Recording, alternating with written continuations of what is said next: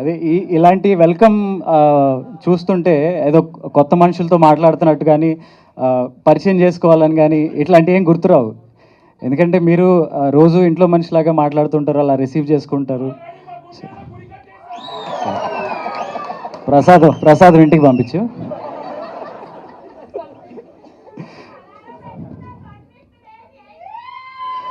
ఇక్కడ నుంచి అలారంలు అక్కర్లేదు, ఆటోమేటిక్గా మైండ్ చెప్పేస్తుంది. ఐపీఎల్ అన్ని పక్కన పెట్టేయండి, చూడనివ్వకండి ఇంట్లో.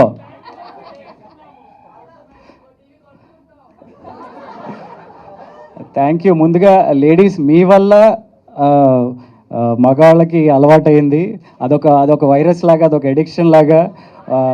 తెల్లారు లేస్తే హాట్స్టార్లో చూసేవాళ్ళు ఎందరో ఉన్నారు. 6 గంటలకు పెడతారా? ఓకే, సరే, ఓకే. నేను శంకించట్లేదు, నువ్వు చాలా డైహార్డ్గా ఉన్నావు. Thank you. అండ్ ఈ కార్తిక్ అనే పేరు, కార్తీక దీపం అనే ఆ మ్యూజిక్ కానీ, ఆ సాంగ్ కానీ, అది మీకు ఎంత ఎడిక్షనో మాకు అంత ఎడిక్షన్. సీజన్ 1 అయిపోయిన తర్వాత అది ఆ తెలియని లోటు మాకు చాలా ఉండిపోయింది.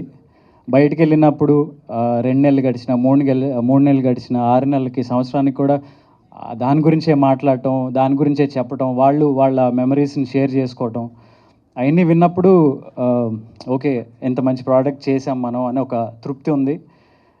అట్ ద సేమ్ టైం మళ్ళీ ఎప్పుడు అలాంటిది మళ్ళీ మనం చేస్తాము అనే ఎదురుచూపులు చాలా ఉన్నాయన్నమాట. సడన్గా all of a sudden season 2 చేయాలి అనే ఒక ప్రపోజల్ పెట్టినప్పుడు అది ఒక తెలియని ఒక ఎగ్జైట్మెంట్. అంటే రెండో థాట్ లేకుండా ఓకే ఇది చేసేస్తున్నాం, చేయాలి, నెక్స్ట్ ఏంటి, కథ ఏంటి, అదేంటి, ఇదేంటి అని ఆ డిస్కషన్లోకి వెళ్ళాను తప్ప ఆ ఎగ్జైట్మెంట్లోనే ఇంకా ఉన్నాం యాక్చువల్లీ.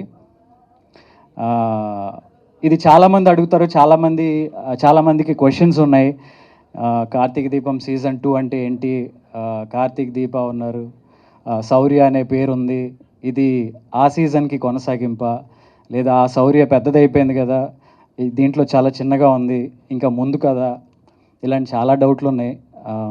కొన్ని సందర్భాల్లో చెప్పాను, ఇది కొత్త సీజన్, నవవసంతం అని ఎలా పెట్టామో ఇది కొత్త కథ. పాత కథకి ఈ కథకి ఎటువంటి సంబంధం లేదు. అది చూసాక మీరు ఎలాగో చెప్తారు. సో కార్తీక్ అండ్ దీప 2 క్యారెక్టర్లు, వాళ్ళ బిహేవియర్ కానీ, వాళ్ళ క్యారెక్టరిస్టిక్స్ కానీ ఇదివరకు ఏదైతే ఉందో అలాగే ఉంటుంది. బట్ కథ కొత్తగా ఉంటుంది. డెఫినెట్గా మీ అందరికీ నచ్చుతుంది. గ్లిమ్స్ చూసినప్పుడు మీరు ఇచ్చిన రెస్పాన్స్ మాకు ఇంకా ఒక బూస్ట్ని ఇచ్చింది, ఒక కాన్ఫిడెన్స్ని పెంచింది. తెలియకుండా ఒక టెన్షన్ లోపల రన్ అవుతూనే ఉంది. సీజన్ 1 అంత పెద్ద హిట్ చేశారు, అంత పెద్ద సక్సెస్ చేశారు.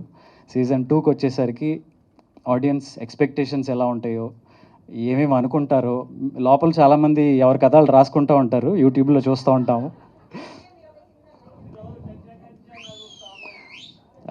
సో ఆ కథలు ఎంతవరకు మనసులో పెట్టుకుని ఇది చూస్తారు, వచ్చిన తర్వాత ఎక్స్పెక్టేషన్స్కి మనం రీచ్ అవుతామా లేదా అని చాలా టెన్షన్ ఉంది. But at the same time మీకు ఫస్ట్ వీక్ చూడగానే మీకు కథ ఏంటో క్లారిటీ వస్తుంది. డెఫినెట్గా మీ అందరూ టీవీలకి అతుక్కుపోయే అంత బలమైన కథతోనే, ఎమోషన్స్తోనే మళ్ళీ మీ ముందుకు వస్తున్నాం. Thank you.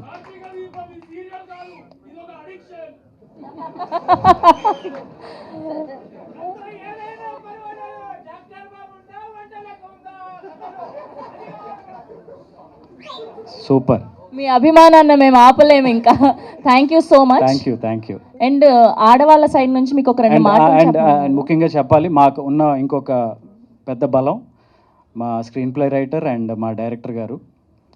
సీజన్ 1కి వాళ్ళు ఆ కార్తీక్ దీప్ అనే కథలో సోల్ ఎంత బాగా కన్సీవ్ చేసి ఆన్ స్క్రీన్ తీసుకొచ్చారో మా డైరెక్టర్ గారు. ఆ కథలో ఎమోషన్స్ కానీ, ఆ సీన్స్ కానీ అంత బాగా రావడానికి మా స్క్రీన్ ప్లే రైటర్ రవి గారు కారణం. సో వాళ్ళిద్దరూ మెయిన్ పిల్లర్స్గా ఈ సీజన్ కూడా ఉండటం వీ ఫీల్ లక్కీ. అండ్ అందుకే ఆ కాన్ఫిడెన్స్ మాకుంది, ఎందుకంటే అదే ఎమోషన్ సీరియల్ చూస్తూ చాలామంది బాధపడేవాళ్ళు, కన్నీళ్ళు పెట్టుకునేవాళ్ళు ఎంతోమంది ఉన్నారు. ఆ వీడియోస్ కూడా చాలా వైరల్ అయినాయి ఆ టైంలో. సో అదే ఎమోషన్స్ అంతే బలంగా ఉంటాయి.